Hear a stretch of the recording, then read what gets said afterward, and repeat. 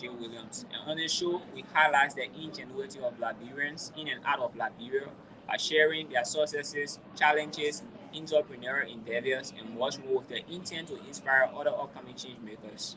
The 1847 show also promotes the Liberian culture by creating a space for individuals to learn the history of our nation to find solutions to the problems that affect our country today. For this and much more, stay tuned for all things Liberian. We'll be right back after this short break.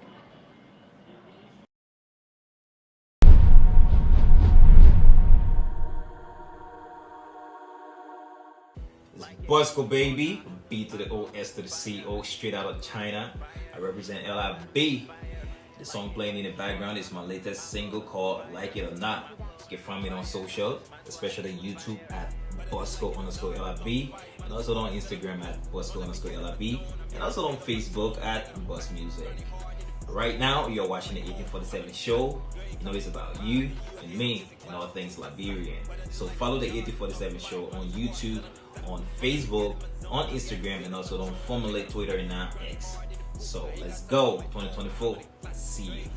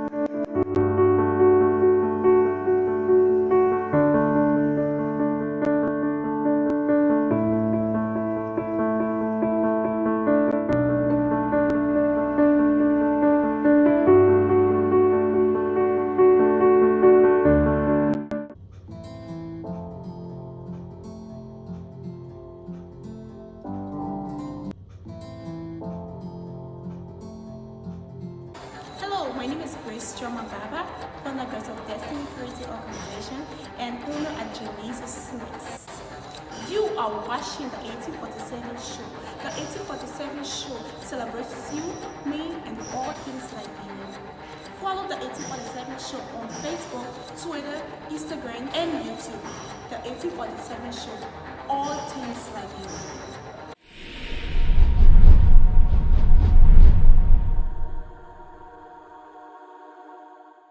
Welcome back. You are watching the 1847 show, and this is season 2, episode 8, under the series Enhancing Education. This series highlights visionaries who are dedicated to solving real-world challenges by leveraging innovative educational solutions. We delve into the numerous benefits that education enhancement brings, from the evolution of teaching and learning methods to the recognition of those making monumental impact within our educational sector. Whether you are a student or lifelong learner, an educator, or an advocate for quality education, Enhancing Education offers a window into the future of learning and its ability to empower individuals and our nation, Liberia. Today, we have with us Ms. Musu Davis from the Initiative for Women Empowerment. This is an organization that benefited from the previous Changemakers Conference held by Project Change International. And this is Ms. Musu Davis. She's the executive director for that organization. Musu Davis, welcome. Thank you so much for having me. Thank you. Just to let you know, you can follow us on Facebook, on Twitter, on YouTube to stay tuned with this interview. So, Ms. Davis, again, welcome. And you are also welcome to be part of all things Liberian. And to the public, we encourage you to stay tuned and keep following for all things Liberian.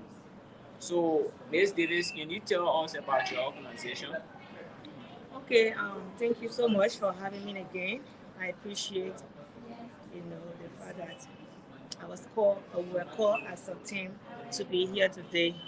Well, I know it has already been done, but let me just Echo. My name is Musu W. Davis, Executive Director for the Initiative for Women and Youth Empowerment Incorporated, and we are located in Johnsonville Township, Moserado County, and we've been operating from since 2015. Since 2015, we've been operating, and we got legalized 2019. So we've been doing so many things. Volunteerism has been our initial activity, followed by other advocacy, and awareness we've been doing. And our organization mainly focus on women and youth, and girls. So women and youth, and we are into education. When we first started, our name was the Girls for Literacy, because I'm from the educational background, and I had an experience about when I was coming up. I had an experience with tussling to get a father did well. I will always appreciate him. He sent me to high school, and when I graduated, I decided to stand on my own. So seeing the difficulty I faced from freshman level to senior until I graduated from the university, and also went to other, community colleges to get some AA degrees, certificate or diploma. It was not easy. It was very tough. So I decided, I said, but I passed through this route. I can also mentor girls, who wouldn't be able to pass, or who will not pass through the tough route. But at least we can also advocate for scholarship for them. And while we are advocating, we can also serve as tutor for them during break, and even during, the Ebola virus outbreak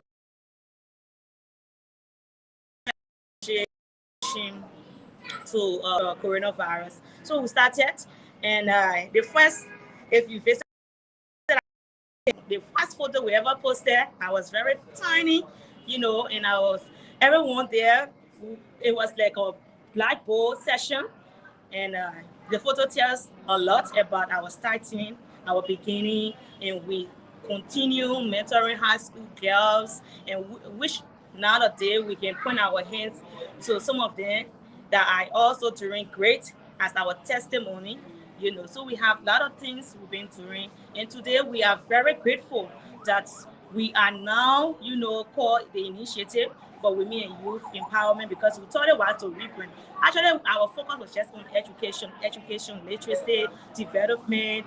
I can remember during the coronavirus, we had a YouTube talk show teaching students, especially kids that were home, not going to school. So there are a lot of things we used to do. So when we apply for grant or we apply for financial aid, people will say, oh, we got this grant just for, women group or advocacy, awareness. We are not there for education. So we thought it was to rebrand our organization, and we had to change the name to Initiative for Women and Youth Empowerment. That is a very open name, and we are into advocacy, we are into, health issue, we are into, awareness, we are into education, and you can just name.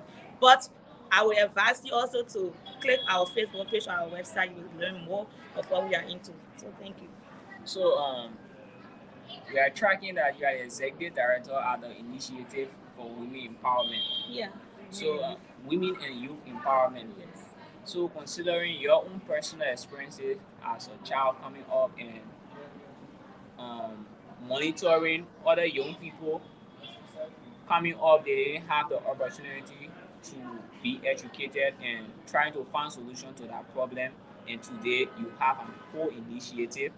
Like, how does that make you feel personally? Well, it makes me feel great. It makes me to feel somehow achieved, because I want to be somewhere, though I'm not there, but I'm not where I used to be. So I think I have achieved a lot, during in my mentorship career, all my career coaching, volunteerism. Yeah. Okay. So now let's delve into the Change Makers Conference. Okay. So how did you hear about the Change Makers Conference 2024?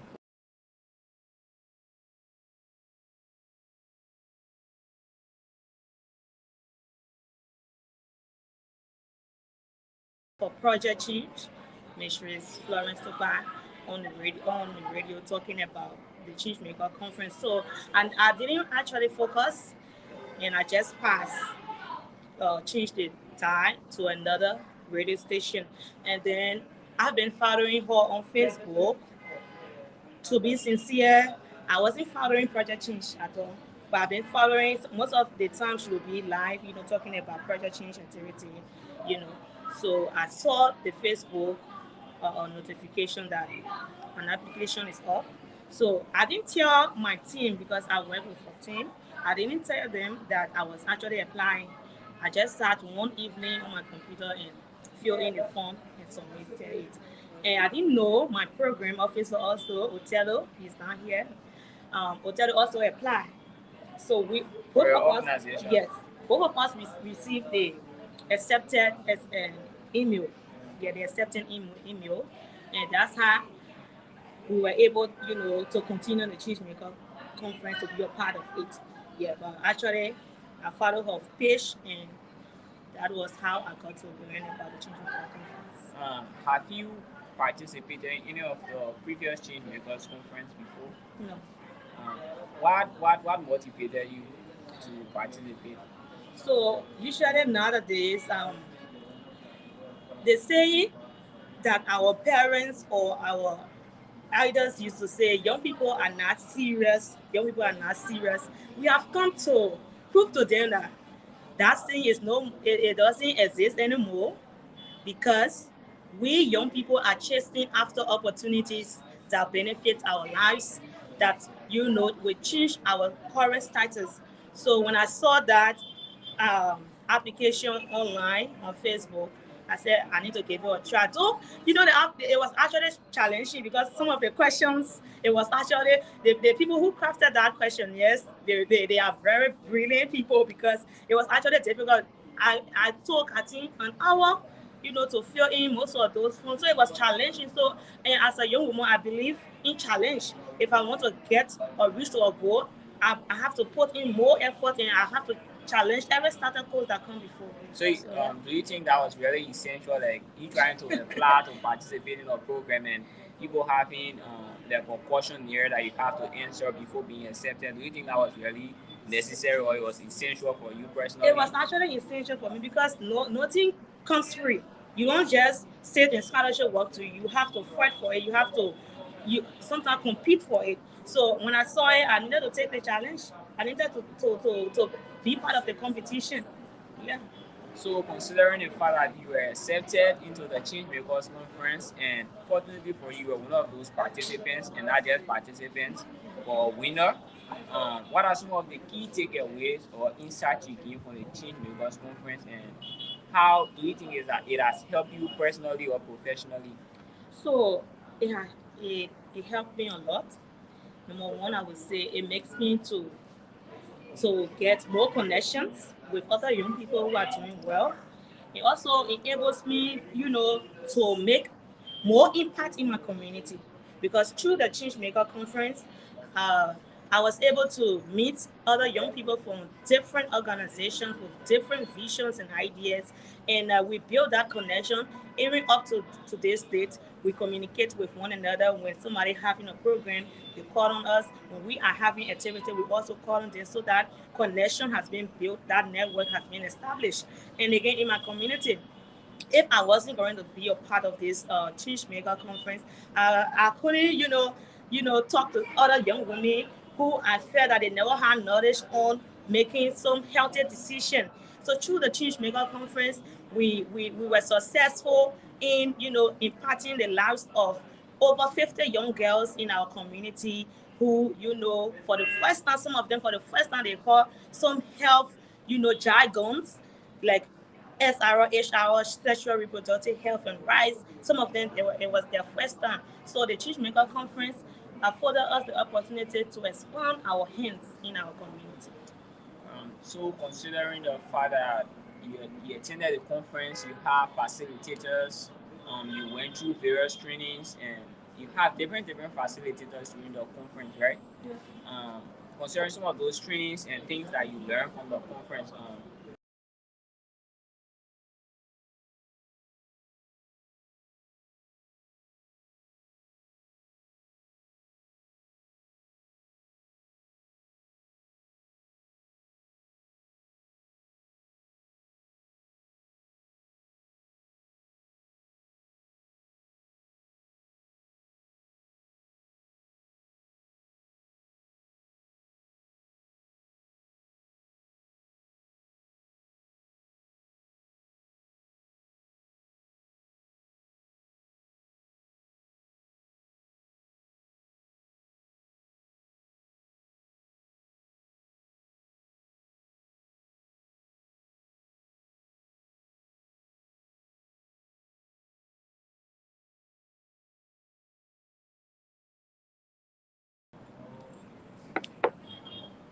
Yeah, so personally and professionally, we can see that it has helped you to grow, and that is really really amazing to know. That's amazing to know. So, can you tell about any form of specific connections or partnership that you've had in the because during your next project that you were able to partner with them or networking with other people? Is there any specific connections that you want to speak to that you've made just Okay. from the Changemakers conference? So the first winner of the Margot Grant, we have been in communication with them through our program officer, and they have been also updating us on their activity, and we have been updating them on our activity. So, and also other few, few women organizations that were also part of Me I Love Networking. Currently, we are about to embark on another, community project, and we open a chat and talk to a few of them that they can be a part of it so that we can implement our activities. So for personal connection, we are building it gradually. It may not be, it may not just come up abruptly, but we have to start little by little. And I would say again, I built another connection. Today I'm on the 1847 show, so it's a plus. That's good, and it's really important for you more so because a lot of people are watching us and they will have the opportunity now to know about your organization. Okay. Yeah, so I think it is important too because just from that conference you got to know the 1847 show and other youth-led organizations. But is there any specific advice or is there any advice or words of encouragement you would like to give to other people who are young leaders who have organizations like yours and they are anticipating to participate in the next Changemakers conference?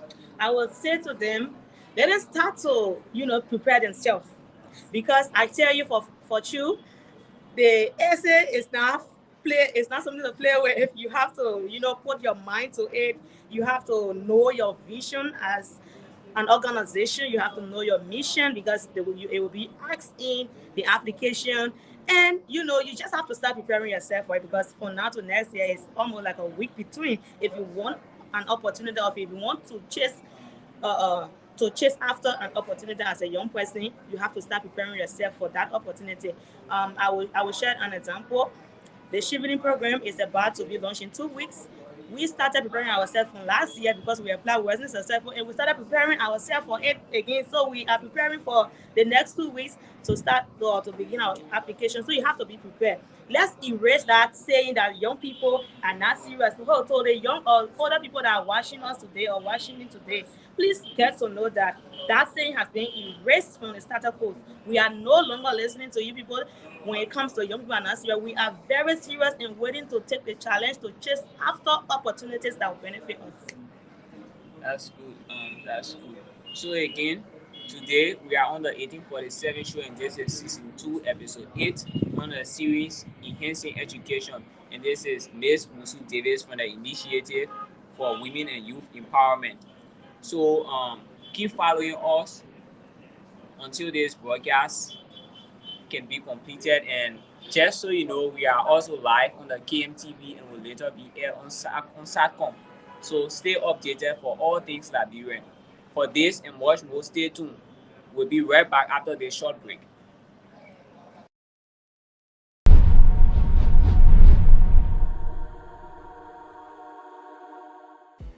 Bosco baby, B to the O, S to the C O, straight out of China. I represent LIB. The song playing in the background is my latest single called Like It or Not. You can find me on social, especially YouTube at Bosco_LIB, and also on Instagram at Bosco_LIB, and also on Facebook at Bus Music. Right now, you're watching the 1847 show. You know it's about you and me and all things Liberian. So follow the 1847 show on YouTube, on Facebook, on Instagram, and also on formerly Twitter and now X. So let's go, 2024. See you.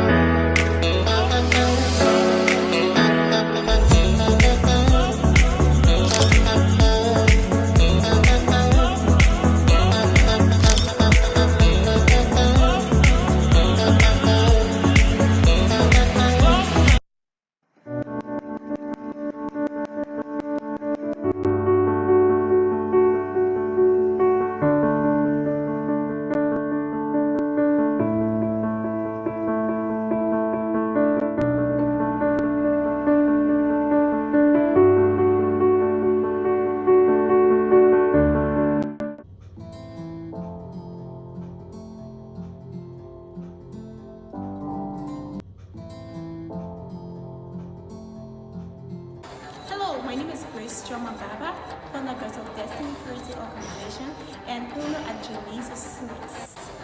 You are watching the 1847 show. The 1847 show celebrates you, me, and all things Liberian.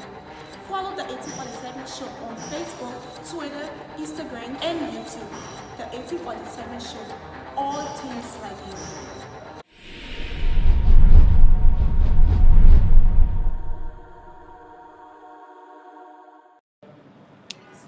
Welcome back to the 1847 show. I'm your co-host Edward J. Williams, and this is season 2, episode 8 under the series Enhancing Education.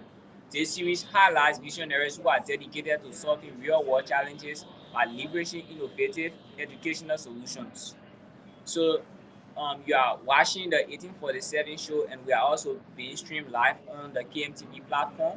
And again, we are here with Ms. Musu Davis from the Initiative for Women and Youth Empowerment. She's a beneficiary of the Change Makers Conference 2024, which was held by Project Change International. And Ms. Davis, welcome back. Thank you so much, Sheke. So, Ms. Davis, you were one of the beneficiaries of that grant from the Change Makers Conference 2024, and you were the second winner precisely. So, what was the project that you guys presented during the National Vision Plan competition?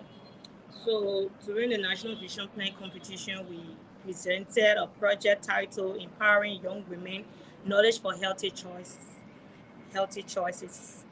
And it was a project focused on young people, girls, to be specific, girls, to educate them and to widen their knowledge on the issue that have to do with sexual reproductive health and rights.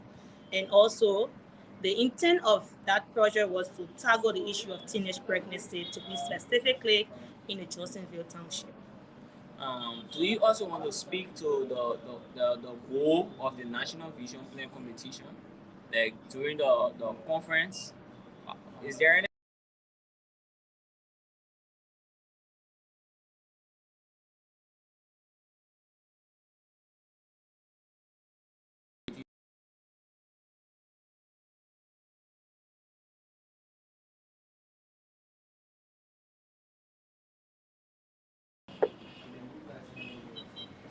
so organizations who already have plan, who are already functioning, but they just needed funding to continue that work and come up with other projects that will make their presence felt within their communities or within Liberia as a whole, probably aiming to solve problems that will affect a whole Liberia.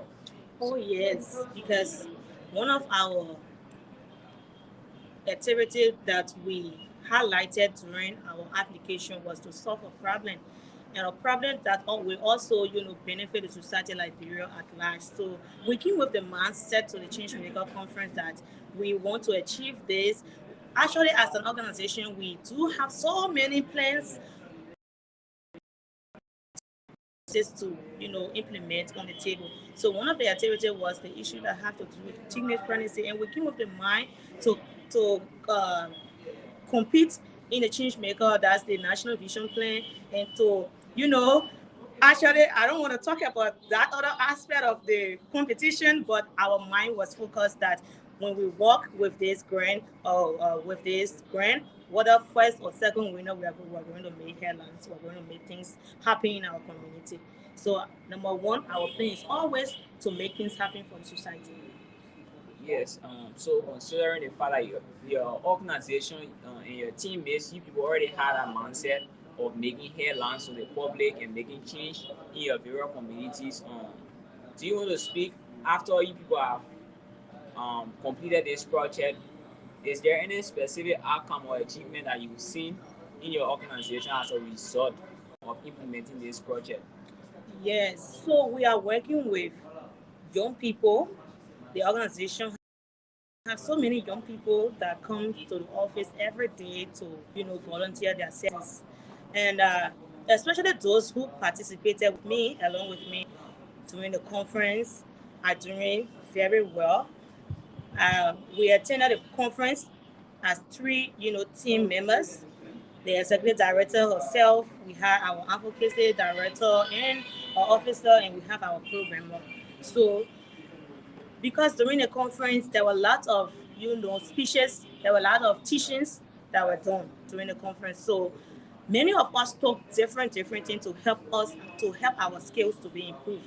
For me as an executive director, I learned something on leadership. I also focused on the guy who taught on the issue that have to do with financing, because it was, when it comes to our institution, we didn't really have strong financing or the channel in which petty cash flow. But when I sat over there, I went back to the team and said, this is how we need to do it. This is not to track our finances or whatever finance that come in. And then the other guy from the program, he also improved on his skills as a programmer. I don't want to talk about the advocacy officer. She's very vibrant, and she is also doing great from the Changemaker Conference. So every one of us took along something new, and we are applying it in our day-to-day lives. So you want to speak specifically to the project, the project that you implemented after winning the grant that was given to you as a result of the Changemakers Conference, and you want to speak to where you people had this project. Was it in your organization community where your organization is situated, or was it in another numbers of people was this targeting? Okay, so we project in the Johnsonville Township, and where we have our office, Johnsonville, to be specific, Cool Hill, and we targeted young girls and young women. So the project, we did it in a form of workshop teaching, and the first batch, or the first day one, was focused on young students, high school students, who are already maturing, adolescent. And we brought them together, we taught them on day one, and day two we went into the community where we brought young women also to learn about their body anatomy. And there were two topics that we actually focused on: understanding sexual reproductive health and understanding the body and sexuality, because we found out that so many young people, especially girls nowadays, they wouldn't even finish high school. You will see them with their pregnancy. You will see them with pregnancy, and there are so many in that part of in that part of Monserrado where we do have our office. So it was very strategic as a team that we carry out that project in that community. So the project was in two phases. Phase one was students, and then phase two was young young women in the community. And we had also facilitators who we invited to come in, because we ourselves we didn't really focus, or we didn't plan to we didn't serve as facilitators. We brought as experts, external people to come and facilitate from other organizations. They came and they facilitated, and it was actually great. And one thing we did before the project, we did a survey about the knowledge that have to do with sexual. We went into the communities and then asked young women whether they know about this topic, and majority of them, I can say zero of them, knew nothing about the project focus empowering young women knowledge on health issues that have to do with sexual reproductive health. And then we also took the radio station. We went to the radio station. We also talked about it, and people, even parents that listen to the radio station, also sent, because after we did the recruitment of participants, we have more people who came without even us inviting them, because of the radio talk show. So they were all part of it, and they benefited. Did you talk about you from high schools? Did you also have both genders participating, or just basically for girls? It was actually for girls. Okay, that's good. And do you guys have any plans of continuing such initiative within your community, considering the survey that you put in and waiting that survey? I think there's a need that you people have to continue this thing to ensure that, hey, since this was 0% and now it's at 2%, we can try to at least carry that until people can be educated up to approximately 7 or 10%, and just a continuing process. So is there any plan in place? Very well. We can plan to continue the issue that have to do with sustainability. So what we did after the project was we intend to have health clubs in those schools that we work with, health clubs, and then we also intend to have health, club with women or parents in the various communities in the township of Johnsonville. So when school open for the next academic year, our team will be into various schools that, because initially we told them, those that came from the schools, we told them that serving as an ambassador now. So we work along with you to establish the health club, and you, even in our absence, you are going to be the one to teach your colleagues. So we're starting with you, but you will be serving. So we also created volunteers from various schools to be working with us. And in the community, parents that we also talk with to send their children, we also plan next that after the rainy season, we are going to go in the various Palawa huts in those communities, because Jonesville is a very big area with a different villages, town. We are also going to have town hall meeting with parents, because parents, the issue, one of the participants raised a strong issue on a thing that have to do with parental involvement. She said parents are not involved in the upbringing of their children, especially when talking about sexuality. Parents don't want to talk to their children about sex. They don't want to talk about their right to make decisions about their body. If a child is, talking about sex is a taboo, parents will even slap that child ear, so the little girl brought it out, and we also took it into consideration that we are going to, and that was our inspiration, so to even go into the various community after the rainy season to talk with parents on it. So considering the fact that you now have the opportunity, I guess there are parents also watching us. So what is your advice to parents who are watching us on some of those issues? I would say to them, you need to be flexible. I have a little daughter, and I started tutoring her, teaching her about her body parts, her body anatomy, the issue that have to do with the changes a girl will come across or encounter when she is growing up. And I started at the age of 6. And I told her, I said, whenever something bothers you or something is wrong or you see changes, come and tell me.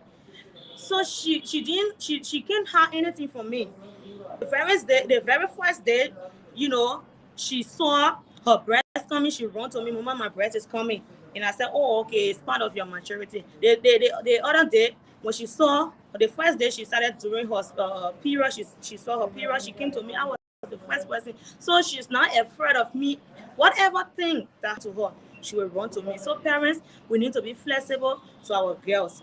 We need to be flexible so that they will be open to us. But if you are hard on them, they will keep the secret from you, and they will start to harm themselves. Some of them will get in life, they will involve with sex activity, get pregnant, and they will want to take on, abort the pregnancy because they are afraid of you.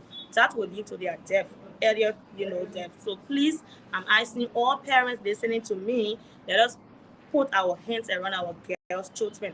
Our girls are, developing on a daily basis. Every day changes occur from their breasts, from their shape and everything. We need to put them down and talk to them. One-on-one conversation is the thing for you.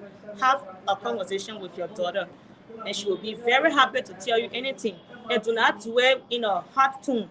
Always polite tone, in a friendly tone. Thank you for that advice. So you want to speak to the attendance? Was your targeted number of people that you people intended to meet up, and considering the amount of people that you people impacted with this project, do you think you reached your targeted number of attendants? We reached the target and even more. Yeah, because we begin a project like this. Our team of volunteers went into the community to do the first letters were sent out to the schools. Yeah, inviting certain number of their stay, and the team also went into the community house door to door, awareness on the activity, the project specifically, and we got the participant. So our target was 50. For the first day, the workshop, with the students, we had over 30. And then with the community, the young women, we also have over 30 that we, recorded, But other people came around standing, some people came for a short time and they left. So we have more, and it was actually great. That's good. That's impressive. And during your project, was there any specific challenges or obstacles that you guys faced and you want to share? And how did you people overcome them? So we actually had challenges, especially the first day of the project, day one, the workshop, it rained heavily. So the targeted number, we didn't really get them, and we didn't even start on time because participants waited for the rain to start before they would come. We we opted to start 10, but we started almost 12 o'clock. So most of our materials that we had to, teach them, we didn't use a lot of those materials because it was the time and we didn't start soon because of the rain, the weather condition. And also the issue that had to do with uh, um anyway, it's okay. Sorry. All right. So considering the fact that I had challenges with the weather, and also, it is normal because Yeah. we are now on the rainy season, and you can control when the rain will fall or when the rain will not So fall. sorry, we also had challenge with one of our facilitator who gave us the 100% that she was going to be part of the meeting, and on the dying meeting, the evening during the week hour, as I can say, a few minutes from 12 midnight, she called or tested that she wasn't going to be. So I took her place, and it wasn't something hard for me because I have read. We did our materials ourselves, so we did our curriculum, and then we package it. And when we send you an invitation to serve as facilitator, you agree. We just send it to your email and you read through it. So it was actually easy for us, that day when she didn't make it. I have to process for her and play her role with the other facilitator that came. So considering that challenge that you people have, what does that teach you about preparation and what would be your advice to other people, Mm, other organizations when it always comes to be prepared. preparation? Always be prepared. Sometimes it may not be your field. It may not be your area. You just need to prepare. That's why I always tell young people, read, read, read, read. Please read. Don't be on Facebook always.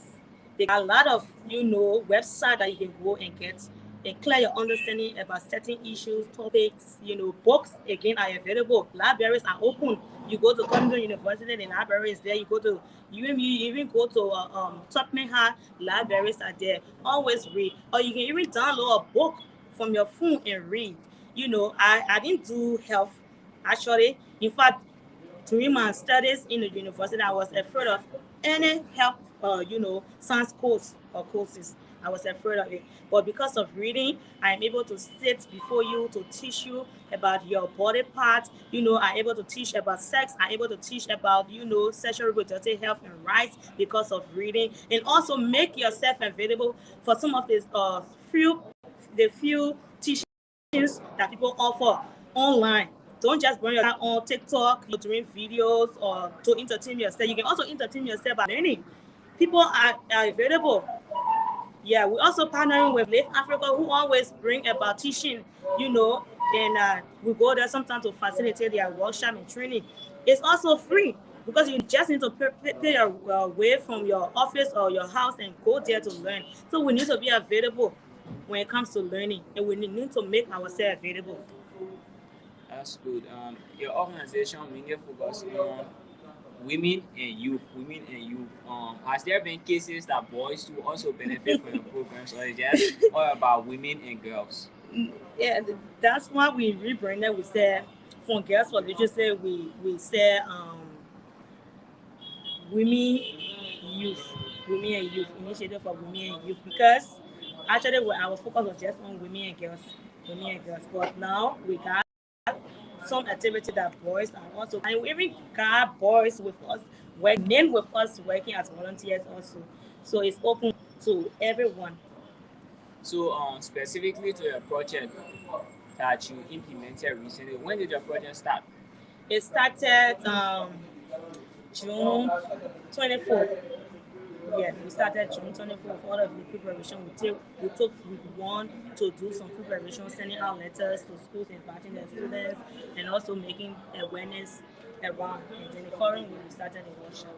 So that means your project, did it last for a month or? It lasted less than a month because we submitted our report before the 19th.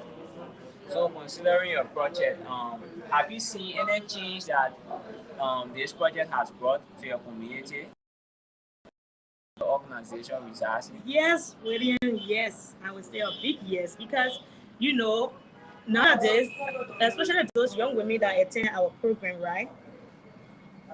They come to the office because we told them that this office is a safe space for young people, youth and girls. Come there if you do have a problem, and then we can all work together to, settle. So before then, they used to, make decisions that affect their health personally. But nowadays, when something is, in fact, they took us as mentors now.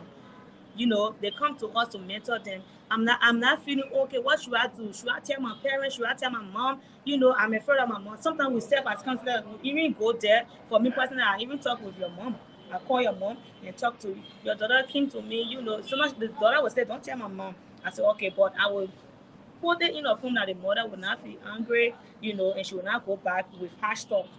Your daughter came with this issue. I think you should, react or work with it or talk to her about it. So that I'm seeing changes. And when we continue with it more and more, there will be a lot of changes. And the issue of that have to do with teenage women will be reduced because they know their body and they know what's happening to them, and they are now no longer afraid to share with them or with their parents, their big sister or their aunties they are living with. So it's a plus for us.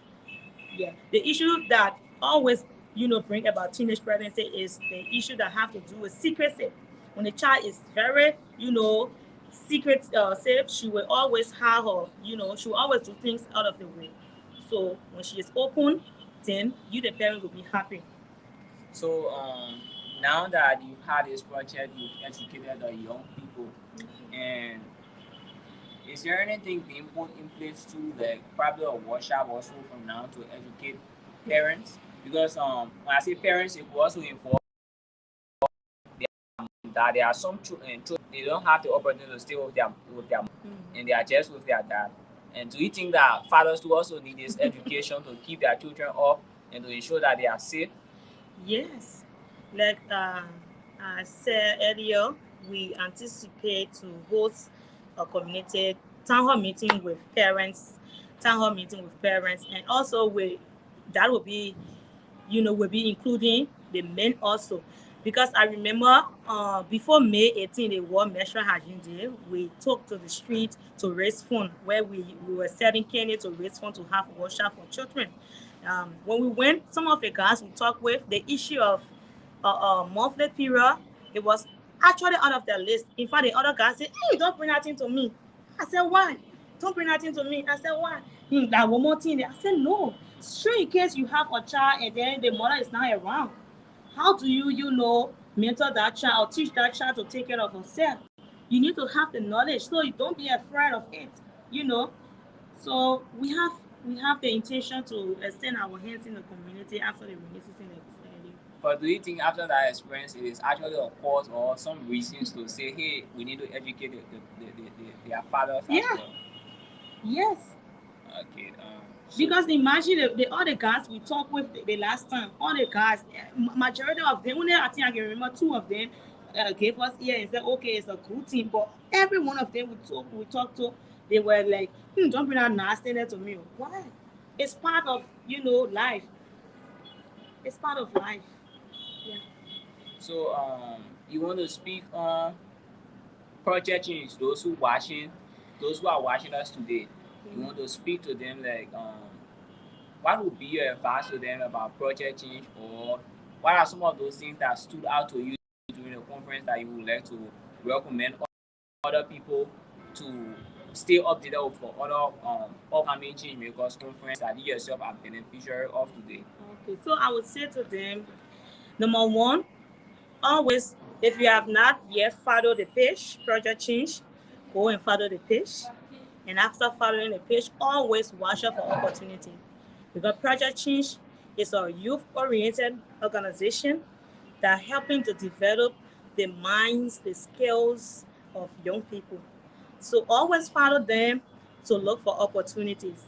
The next conference will be up next year. Like I said earlier, you need to start preparing yourself for it because project change, number one thing I know them for accountability, integrity, and punctuality. They are known for that. Personally for me, I would grade them on punctuality.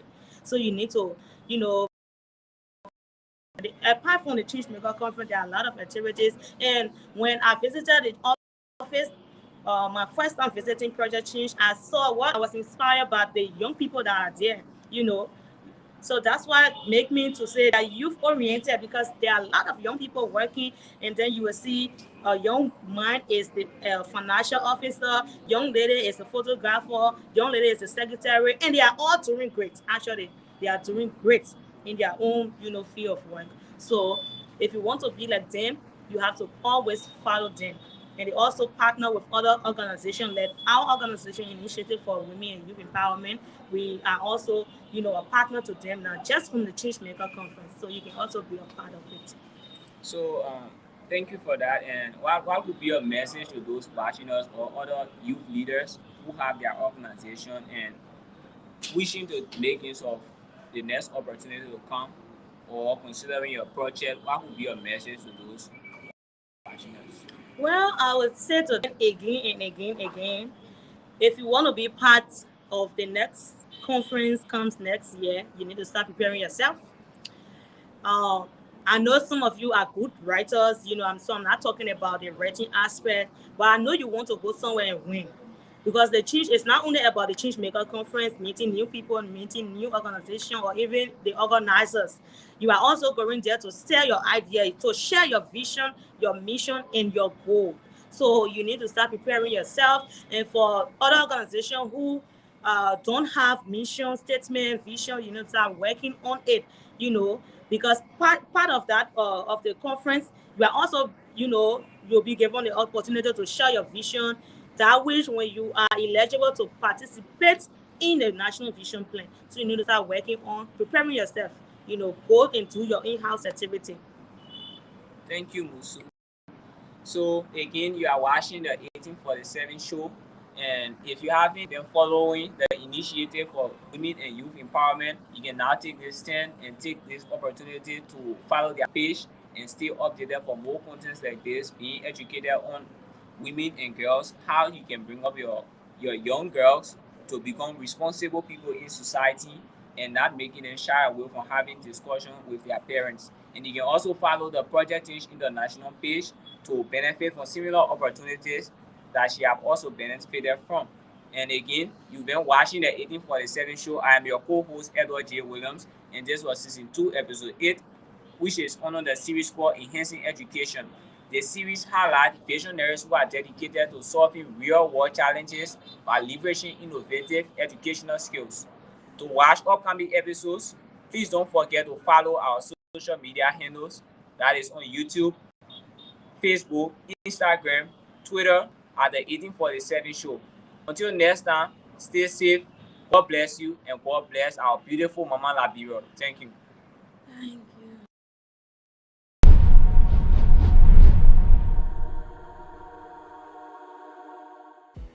Bosco baby, B to the O, S to the C O, straight out of China. I represent LIB. The song playing in the background is my latest single called Like It or Not. You can find me on social, especially YouTube at Bosco_LIB, and also on Instagram at Bosco_LIB, and also on Facebook at Bus Music.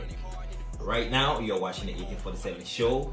You know it's about you and me and all things Liberian. So follow the 1847 show on YouTube, on Facebook, on Instagram, and also on formerly Twitter and now X. So let's go, 2024. See you.